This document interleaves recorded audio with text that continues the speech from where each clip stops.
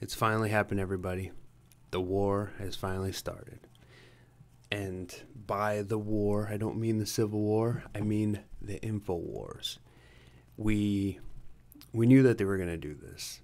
Time and time again, people were always saying, look, they're going to go after the people on the farthest right. But as they always say, they say, oh, we're just going to stop there. Don't worry. We're just going to get rid of Spencer, or we're going to get rid of David Duke, or these people on the far right. But don't worry, we're not going to get the Trump people. We're not going to get the civic nationalists. We're not going to get the conservatives. We're not going to get, the neocons. They're especially not going to get the neocons, that's for sure. They still don't get them. Those are the only people that are actually protected. The Shapiros, the Romneys, the controlled opposition, the Glenn Becks. Those guys are always good. Always good. I don't think I've ever heard them ever complain about censorship, but these guys care about the free market and private businesses being able to do whatever they want. Doesn't matter how bad it is, they'll protect them to the very end. But everyone says that until they get banned off something. Then all of a sudden you go from libertarian, oh, everyone should be able to control their businesses, blah blah blah, to all right, I think we need to pass something, some sort of civil rights bill or something to protect us. So everyone's a libertarian until they get kicked off something. And a lot of people are getting kicked off stuff. A lot of people. InfoWars got kicked off. It's probably, I don't know how big they are. I know Alex Jones, he likes to say, he's getting millions of people. I don't know. I know it is big. I know there's a lot of people. I know that there's more people probably that listen to InfoWars than Ben Shapiro, thank God. But it's finally happened. It's finally happened. They get rid of all the really bad guys, right? The really bad guys. And then they're going to reach their way down and continue further. You give them an inch, then they take a mile. Every single time. Every single time.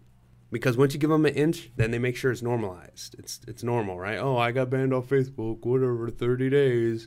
This is normal. It's happened to me like probably a dozen times. I'm banned right now. It's normal, right? We a lot of Trump supporters will see it as a badge of honor. Like, oh, we got banned, okay, or the minute I get out, I'm always like, I'm free, and then I get like 200 likes or something like that. I think my situation is a little different. I think I might have some, some money grubbing, shilling. They were a Democrat maybe 2 years ago, and all of a sudden now they're like, oh, now we're super Trump supporters. Oh, we're super based. I think those are the people that are probably reporting me, but that's neither here nor there. So InfoWars is finally, they kicked them off YouTube, kicked them off Facebook. But is that really a bad thing? Mainly because these organizations, we know that they're in bed with Hillary Clinton. Zuckerberg did everything he could to try to help her. They shadow banned Trump. They promoted her. They did every single little thing they can, or they could. Twitter does the same thing, shadow ban people. They've already been caught, just promoting their people and, just making sure ours are invisible. So, I mean, these platforms, there's no, look, unless we pass something that says that we can regulate them, and even then, it's just like we're telling the government to regulate, so how great can it really be? I think really the best way is for these things to just collapse in on themselves, Most people, I don't even think most people are even on Twitter. I think there's only, like, on Twitter, it feels like it's just far right versus far left every single day. And then there's some celebrities or some, like, video game people that post, hey, guys, my stream's live now. Come watch me play Minecraft with 6 other people, But for the most part, it's just far left, far right. I don't think most people, the only reason why people even know what Twitter is because of Trump for the most part. I mean, there's some celebrities on there and stuff, but like, does anyone like celebrities that much that they're going to go on Twitter just to follow them? I don't know. Like, oh, I'm such a huge fan of Robert Downey Jr. that I follow him everywhere. Oh, Robert Downey Jr. There's probably a lame-o somewhere that believes that.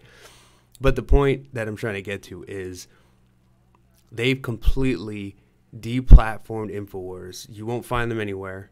Completely gone. And if they're willing to do that to InfoWars, a huge organization with millions of people that absolutely love them, if they're willing to do that, what are they willing to do? Like, who's next? Like, that's really the main thing. Who is next? Because there's no solutions. No one's going to be passing any sort of internet bill of rights anytime soon. You're going to fight a lot of opposition on our own side. Isn't that something? You're always going to have a cucksucker just sitting there waiting, looking to fight you tooth and nail just to make sure that we have a higher chance of losing. Because, you know, that's what they do, right? They just love to lose. They love to protect the left. Man, you know, if any of you guys saw Ben Shapiro and Bill Maher, oh, that was so disgusting how he was like, oh yeah, I dislike Trump too. And then you hear the crowd applauding and it's just like, oh God. Good thing is him doing a lot of stupid things like that is why a lot of people are waking up about, oh yeah, wasn't he a never Trumper? Oh, okay, now it makes sense. Yeah, F that guy. He's only 4 feet tall. You know, can't really call yourself a man if you're like 4 feet tall. And, you know, you're 4 feet tall and you're so smart. But what do you do, really? What do? You debate a bunch of 18-year-olds with green hair at colleges? I could do that. Oh, you say you are a man when you're actually a woman. No, you're a woman.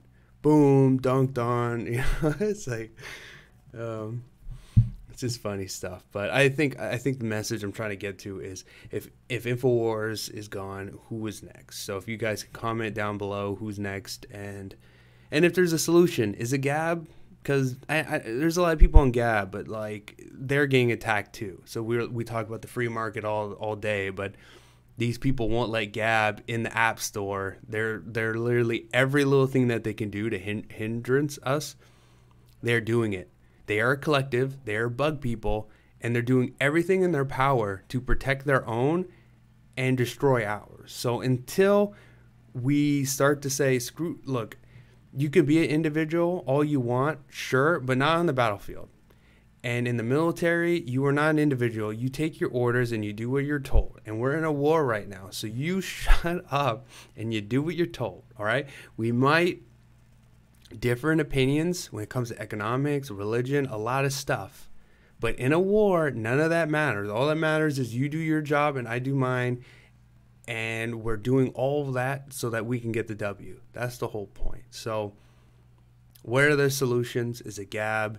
Is it an internet bill of rights? And who's next? If something like InfoWars is gone, I mean, will we see maybe the Daily Wire gone? Ben Shapiro's media company? Will we ever see that? I don't think so. But who's next? So if you guys could comment down below, that would be great. All right, thanks for watching.